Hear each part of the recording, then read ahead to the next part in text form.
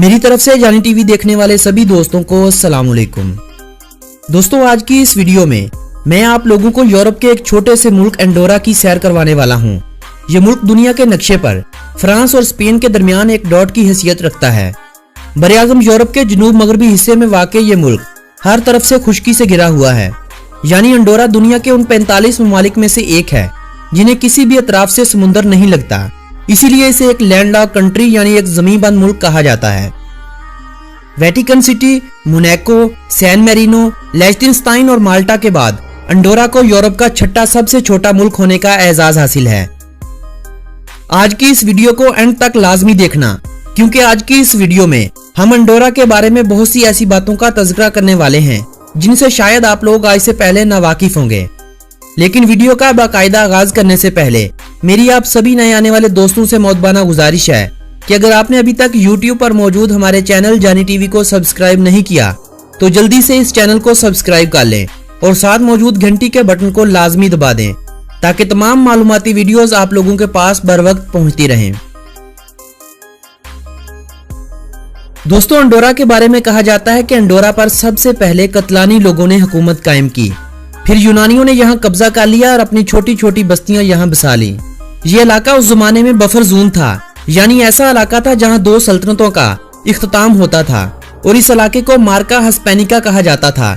795 ईस्वी में जब खिलाफते उमविया का झंडा स्पेन पर लहराया और उंदलस पर बाकायदा एक इस्लामी सल्तनत की बुनियाद रखी गई, तो शारलमीन ने फ्रांस की जानब से इस बफर जोन यानी हुकूमत की तरफ से नाकारा इलाके को दो सल्तनतों के दरमियान एक हिफाजती मुकाम बनाया गया, जिसमें एक तरफ मुसलमाना ने उंदलस थे और दूसरी तरफ कैरोलिंगियन सल्तनत थी, यानी डची ऑफ वास्कोवेनिया के हुक्मरान और उनकी फौजें थी।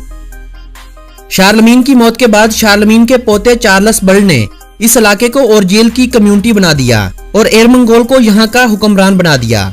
ओरजेल हिस्पानिया में आज भी एक ऐसा मुकाम है जिसे कैथोलिक मजहब के दरमियान एक खासी अहमियत हासिल है, जहाँ का पादरी ही इस इलाके का सरबराह माना जाता है। इस आबादी को आज स्पेन में मुकम्मल खुद मुख्तारी हासिल है।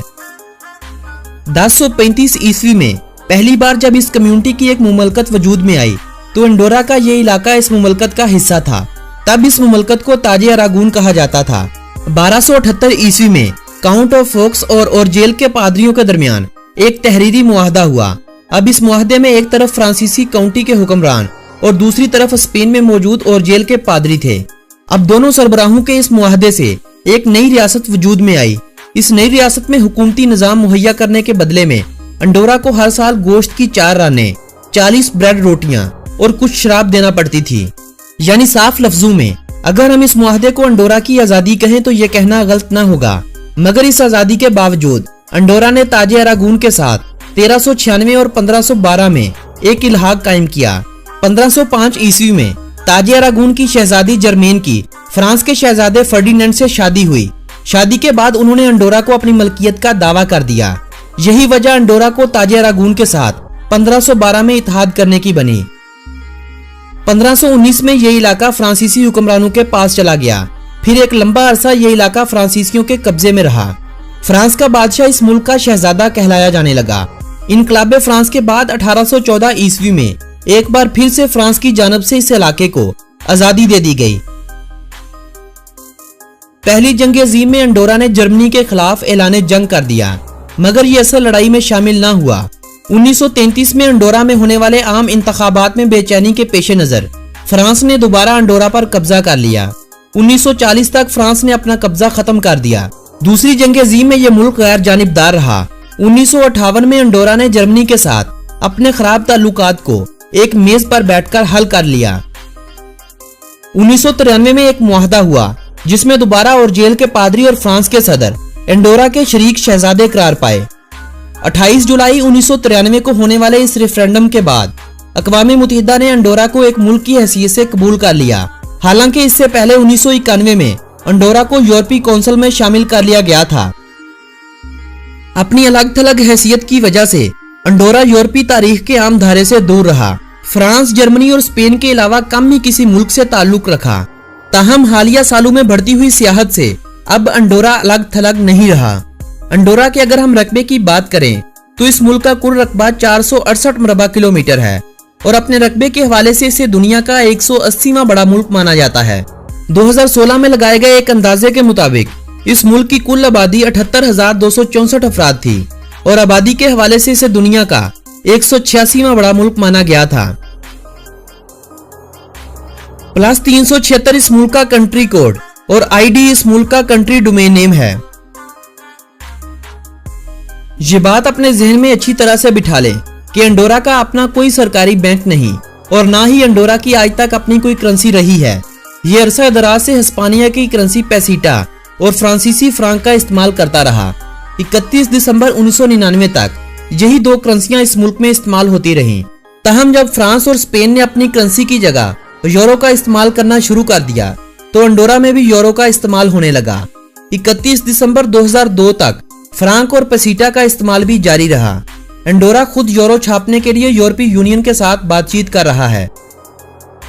अंडोरा यूरोपीय यूनियन का हिस्सा नहीं, मगर इसके बावजूद भी अंडोरा के यूरोपीय यूनियन के साथ बहुत अच्छे ताल्लुकात हैं।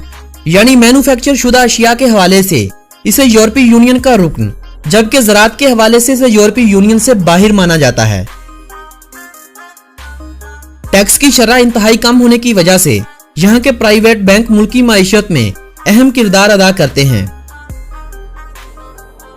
अंडोरा का सिर्फ 2% रकबा ही काबिल काश्त है, जहाँ पर ज्यादातर तंबाकू, जानवरों के लिए खुश्क घास और दीगर मंशियात की काश्त की जाती है। भेड़ बकरियों और गाय पालने की तरफ अब हुकूमत खासी तवज्जो दे रही है। मुल्क में कुल 9,000 भेड़ें, 1100 गाय और 200 घोड़े हैं। गोश्त की मुल्की पैदावार में पहले से काफी बेहतरी आई है, मगर सियाहों के यहाँ ज्यादा आने से मुल्की कसाबखाने गोश्त की कमी को पूरा नहीं कर सकते। इसीलिए गोश्त का 90% आज भी दीगर ममालिक से इंपोर्ट करना पड़ता है, जबकि इस मुल्क में दूध की बिल्कुल कमी नहीं होती। अंडोरा दूध की एक छोटी सी मिकदार स्पेन को भी एक्सपोर्ट करता है। अंडोरा के मैन्युफैक्चर शोबे में ज्यादातर सिगरेट, सिगार और फर्नीचर तैयार होते हैं। खाने पीने की ज्यादातर अशिया आज भी दीगर ममालिक से मंगवानी पड़ती हैं, जबकि इस मुल्क के कुदरती वसाइल में पन बिजली, साफ पानी, लकड़ी, लोहा और सीसा अहम है। मुल्क के 25,000 एकड़ रकबे पर जंगलात का बसेरा है, जो अंडोरा के कुल रकबे का 22% बनता है। ज्यादातर दरख्त सनोबर के हैं। आग जलाने के लिए लकड़ी हर किसी को कहीं से भी मुफ्त लेने की इजाजत हासिल है, लेकिन घरों की तामीर के लिए हर साल हुकूमत की तरफ से मखसूस इलाकों में कटाई होती है और हर साल मुल्की जरूरियात को पूरा करने के बाद लकड़ी स्पेन को बेची जाती है। अंडोरा की मईशत में सबसे अहम किरदार सियाहत का है। मुल्की आमदनी का 80% हिस्सा सियाहत के शोबे से इकट्ठा किया जाता है। साल 2016 में 80 लाख से जायद, जबकि साल 2017 में 1 करोड़ से जायद अफराद ने अंडोरा का सफर किया। सियाहों की इस बढ़ती हुई तादाद से मुल्की हालात बेहतर से बेहतरीन होते चले जा रहे हैं। अंडोरा में तकरीबन 76 से 80 के दरमियान इंडियन बिजनेस की गर्ज से गए हुए हैं। पाकिस्तानियों और भारतीयों को स्पेन में मौजूद अंडोरा की एम्बेसी से वीजा हासिल करना पड़ता है, लेकिन अंडोरा ने एक और आसानी एशियाई ममालिक को दे रखी है कि अगर आपके पासपोर्ट पर शेंजन कंट्री का डबल एंट्री या मल्टीपल एंट्री वीजा लगा हुआ है और वीजा काबिल कबूल है तो आप अंडोरा का सफर कर सकते हैं। 2016 की रिपोर्ट के मुताबिक अंडोरा की खाम मुल्की पैदावार 3.250 बिलियन $, थी और फीकस मजमूई आमदनी 36,987 $। थी। अंडोरा ला विला अंडोरा का दारुल हुकूमत है। 12 मरबा किलोमीटर रकबे पर फैला हुआ यह शहर अंडोरा का सबसे बड़ा शहर होने का एजाज रखता है। इस शहर की आबादी तकरीबन 25,000 अफराद पर मुश्तमिल है। सतह समुंदर से 1073 मीटर की बुलंदी पर होने की वजह से अंडोरा ला विला को यूरोप का सबसे ऊंचा दारुल हुकूमत माना जाता है। अंडोरा की 90% आबादी कैथोलिक है। हालांकि कैथोलिक चर्च के साथ अच्छे ताल्लुकात होने के बावजूद भी अंडोरा का कोई भी सरकारी मजहब नहीं है।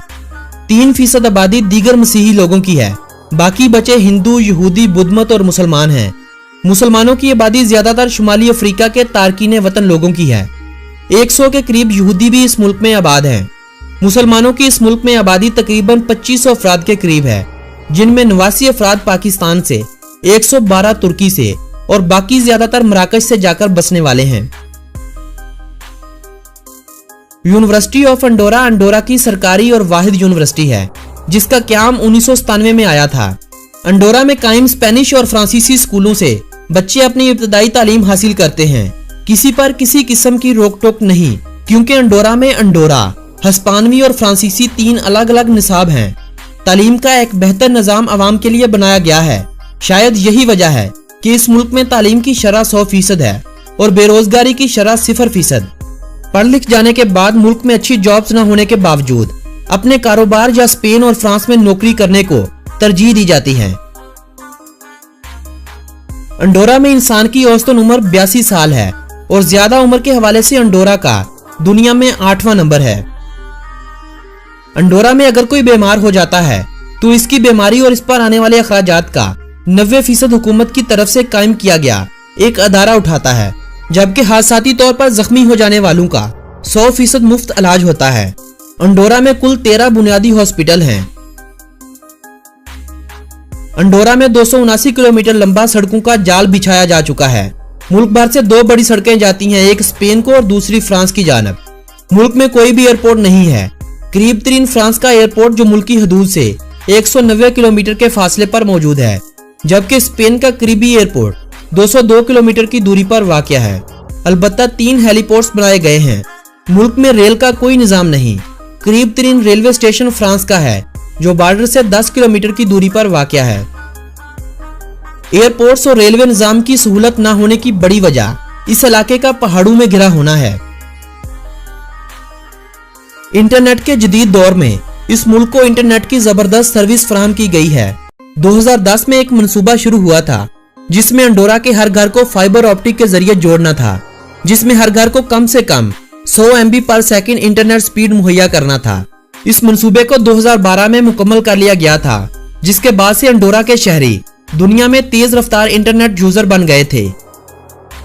अंडोरा में 1 टेलीविजन स्टेशन, 2 रेडियो स्टेशन, जबकि 3 सरकारी अखबारात हैं। अंडोरा की सरकारी जुबान कतालन है। अंडोरा की हुकूमत भी इसी जुबान को तरजीह देती है। तारकीन वतन लोगों को कतालन जुबान सिखाने के लिए हुकूमत वक्त मुफ्त तालीम मुहैया करती है। करीबी होने, तारीखी रिश्तों और जुग्राफियाई एतबार से हस्पानवी, फ्रांसीसी और पुर्तगाली यहाँ काफी तादाद में बोली जाती हैं। कतालन जुबान बोलने वाले इन 3 जुबानों में से 1 या 2 जुबानों पर मुकम्मल अबूर रखते हैं। मुल्क में अंग्रेजी बहुत ही कम बोली जाती है। अंग्रेजी ज्यादातर सियाहती इलाकों में बोली और समझी जाती है। अंडोरा में 27,000 हस्पानवी नस्ल से ताल्लुक रखने वाले अफराद हैं। 13,000 पुर्तगाली, 6,000 फ्रांसीसी, 1,000 बरतानवी और बाकी थोड़ी सी तादाद दीगर ममालिक से आकर यहाँ बसने वालों की है। अंडोरा के अपने बशिंदे अकलियत में हैं, जिनकी तादाद 32,000 अफराद के करीब है। मुल्क का ज्यादातर रकबा कटे फटे पहाड़ों पर मुश्तमिल है। मुल्की मौसम ज्यादातर मोतदिल या दीगर हमसाया ममालिक जैसा रहता है। सर्दियों में यहाँ ज्यादातर बर्फबारी और हवा में नमी कम रहती है। सालाना 300 दिन सूरज चमकता है। गर्मियों का मौसम सैरो सियाहत के लिए निस्बतन बेहतर रहता है। जिस तरह पाकिस्तान में मुल्की तकसीम सूबों की गई है, वैसे ही अंडोरा में मुल्की तकसीम पैरिश में की गई है और पूरे मुल्क को 7 पैरिश में तकसीम किया गया है। अंडोरा के दफा की जिम्मेदारी स्पेन और फ्रांस पर आयद होती है। यही वजह है कि अंडोरा की एक्टिव आर्मी की तादाद बहुत ही कम है। अंडोरा के बारे में कहा जाता है कि अंडोरा की फौज पिछले 700 सालों से एक बार भी जंग नहीं लड़ी और इस आर्मी की तादाद कुछ सैकड़ों में बताई जाती है। एक छोटा सा मुल्क होने के बावजूद अंडोरा बहुत से बैनुल-अक़वामी स्पोर्ट्स इवेंट में हिस्सा लेता है। रग्बी अंडोरा की कदीम और सकाफती खेल है जो अंडोरा में बहुत ही शौक से खेली जाती है। दीगर मकबूल खेलों में फुटबॉल, बास्केटबॉल और विंटर स्पोर्ट्स अहम हैं। अलबत्ता handball, judo, karate, cricket, motor sports, ice hockey और ओलंपिक्स के खेलों में यह मुल्क हिस्सा लेता है। अंडोरा का असल नाम प्रिंसिपैलिटी ऑफ अंडोरा यानी अमाराते अंडोरा है।